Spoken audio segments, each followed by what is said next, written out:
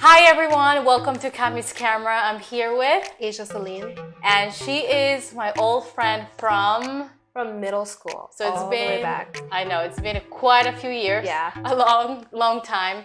But we're super excited and we're so thankful to have you here. Thank you. Asia had a difficult time growing up and having to deal with her father's mental illness. She came to Cami's camera to share her story and inspire others to take good care of themselves first. I think like most of my life, like my dad has been very overprotective. He's also been like from like middle school, he's also been like very mean to me. But like in high school, like it really started to affect me. And what do you mean about mean? What were some of the things that he did? Like I would just come home and he would just tell me like, like you're really ugly. Wow, my goodness. And I was like 12, and it was like an everyday thing. Like he would tell me that I was ugly and that like no one would ever want me. Just like horrible things, like anything like literally you could think of. He'd call me like a bastard, and I was his kid and I lived with him. I'm so sorry. Yeah. And was there any other adult in the place or? My mom was there, but I feel like she also enabled him because she wouldn't say anything. So like I just felt like very alone in the situation. I'm so sorry to hear that. And so that continued, was that something that he kept on doing as you got older? Yeah, as I got older, like I think it got worse, but I think it started to bother me more. Because then I was getting older and I'm like, I know like my friends, like I would see like how they interact with their parents. And I'm like, this is not how parents should like talk to their kids. And like I wasn't allowed to go out. I really wasn't like allowed to do anything. Like it was crazy. Like I just had to come home from school. And like he was like a shadow in my life. Like anytime I did something, I'd have to think, oh my God, what is my dad gonna think if I come home late? Or if I do this, what is my dad gonna say? The amount of verbal abuse from her father caused Asia to be afraid to speak up about her situation. She did not want her family to get separated. And as she grew up, it also started to affect her relationship with others. I felt like if I said something, I would be betraying my family because it's kind of like a secret, or like these things don't happen in every other home. So if I tell somebody, someone's gonna report it. Some of my friends, like I would tell them, but a lot of times I kind of kept it to myself because I just didn't want people to like think of me differently. But I was like very insecure because of it. And what have you learned from just keeping it to yourself? Oh man. I learned that like those things kind of eat you alive. Like I was exposed to things because of my dad very early. A lot of the times like I was afraid to like reach out to adults because my first thought is they're gonna call CPS.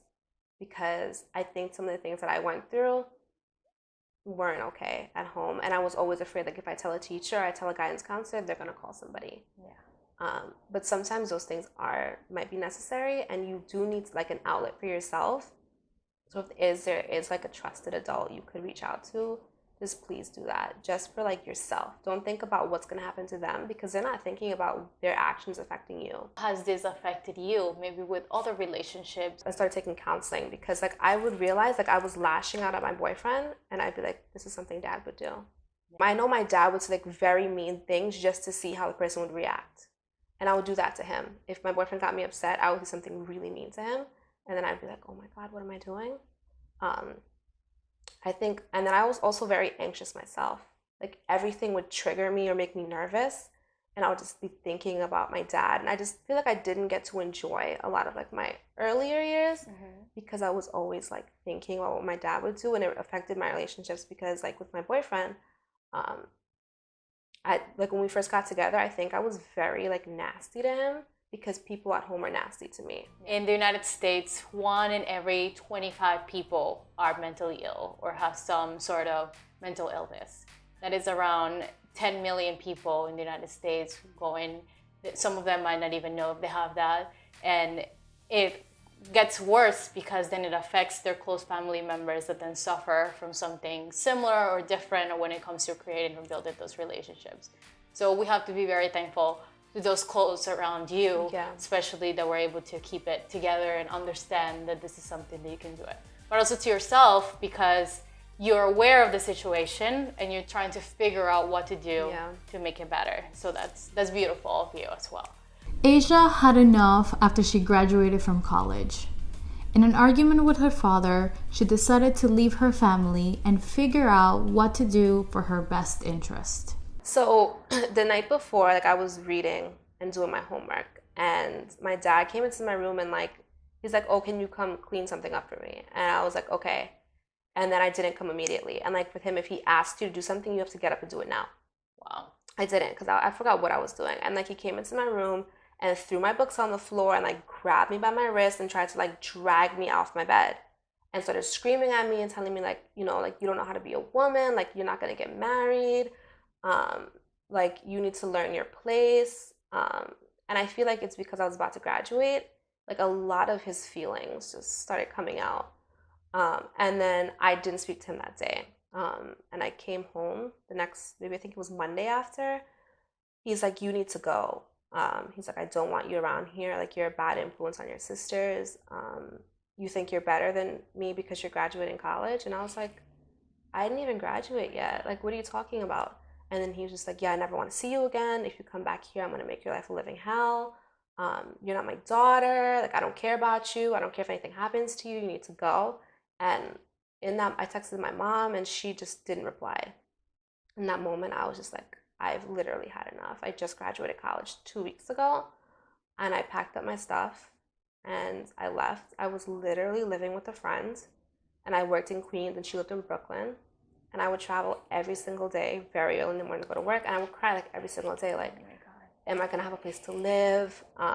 What's gonna happen to me? I don't have my family. And I was like bouncing around.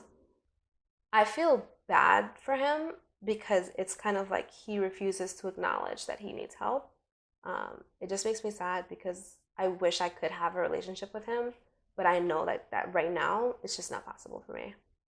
Which is understandable, and I respect and I really admire the fact that you chose yourself first, because in these situations, you gave it your all, you were a young child, you tried, and now it's time to take care of yourself. Yeah. I applied for a teaching job.